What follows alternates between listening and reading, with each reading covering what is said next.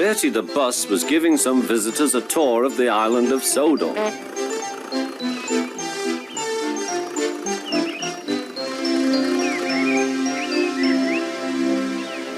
It was their last afternoon, and Edward was preparing to take them to meet Bill and Ben. He found it hard to start the heavy train. "Did you see him straining?" asked Henry. "Positively painful," remarked James. "Just pathetic," grunted Gordon. "He should give up and be preserved before it's too late." "Shut up," burst out Duck. "You're all jealous. Edward's better than any of you." "You're right, Duck," said Boko. "Edward's old, but he'll surprise us all." "I've done it, we're off! I've done it, we're off!" said Edward as he finally puffed out of the station.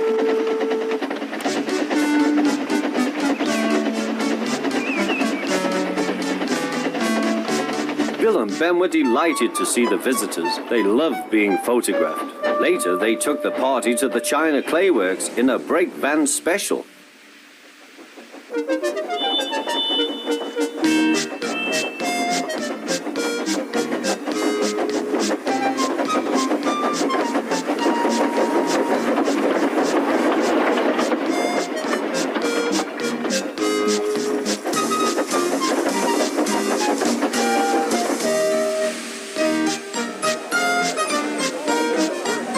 Everyone had a splendid time, and the visitors were most impressed.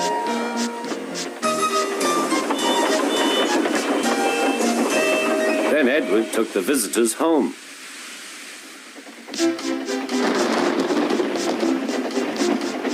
On the way, the weather changed. Wind and rain buffeted Edward. His sanding gear failed, and his fireman rode in front, dropping sand on the rails by hand.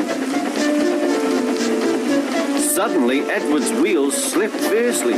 With a shrieking crack, something broke.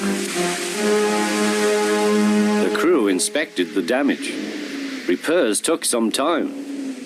"One of your crank pins broke, Edward," said his driver. "We've taken your side rods off. Now you're like an old-fashioned engine. Can you get these people home? They must start back tonight." "I'll try, sir," promised Edward.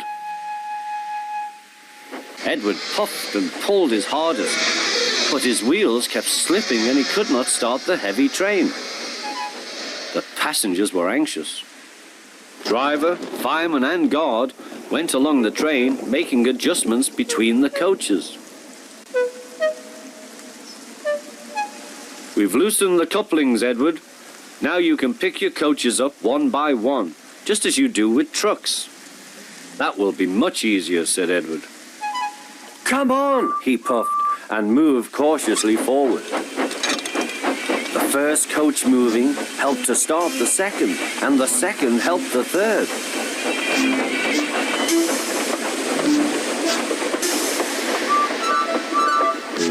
"I've done it! I've done it!" puffed Edward.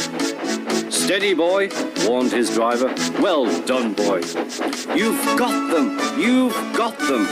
And he listened happily to Edward's steady beat as he forged slowly but surely ahead. At last, battered, weary, but unbeaten, Edward steamed in. Henry was waiting for the visitors with the special train.